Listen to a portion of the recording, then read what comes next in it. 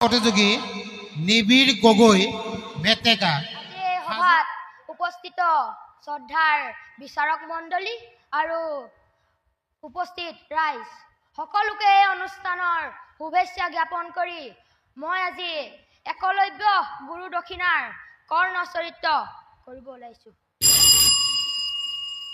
পিতা অধম পুত্ৰ সেৱা গ্ৰহণ কৰক।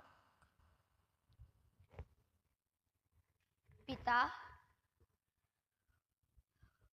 কি কবা মোৰ দুখৰ জীৱন, লগৰীয়া আছে যত মানে মোৰ ক্ষুদ্ৰ বৈশ্য ব্ৰাহ্মণ ক্ষেত্ৰীয় সকলোকে খেলত বুদ্ধি কিংবা দেহৰ শক্তিত মই কৰো পৰাজয়।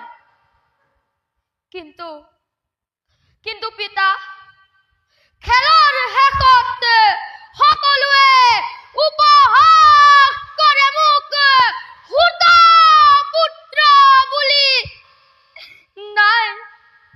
নাই হেনো স্থান মোৰে উচ্চ সমাজত,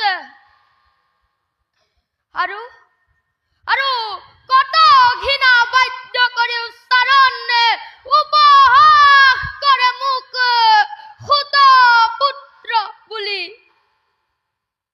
পিতা সুত ধৰ্ম কুলবৃত্তি বুলি প্ৰবঞ্চনা মোৰ পাতিলৈ জীৱন ধাৰণ কৰাটো মোৰ বাবে সম্ভৱ নহয়। পিতা তাৰ পৰিৱৰ্তে জাগি উঠে মনত মোৰ ভীষণ প্ৰতিশোধ। অস্ত্ৰ শিক্ষা ধনু বিদ্যা আৰু যত আছে যুদ্ধৰ কৌশলে ধৰাৰ বুকুত সকলোবোৰ কৌশলৰ শিক্ষা লাভ কৰি কোনো একে গুৰুৰ কাষত ঘোষণা কৰিব খোজোৱে বিশ্বৰ বুকুত সুত জাতি কদাপিতো নহয় অধম, সুত পুত্ৰও হ'ব পাৰে মহাযোদ্ধা মহাশক্তিমান। পিতা আশীৰ্বাদ দিয়ক মোক, হওঁ যে মই একগ্ৰতা বীৰ। ধন্যবাদ। এইয়া মঞ্চত ৰিদীপ চেতিয়া বগীটো। নমস্কাৰ, মোৰ নাম শ্ৰী ৰিদীপ চেতিয়া। মই আজি গদগেতু ভাওনা সম্লাপ গাম। কৃষ্ণ। হেই মোৰ পিতৃদেৱ সুৰৰ পানী, এতিয়া তুমি ক'ত? বিষ্ণু মায়া বশৱতী হৈ তুমি মোক জন্ম দি কিয় তুমি মোক পাহৰি গলা?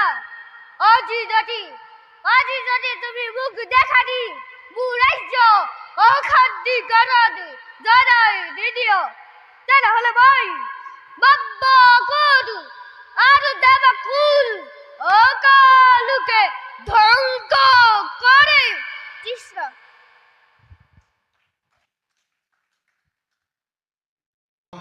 যাবলৈ আগবাঢ়িছোঁ।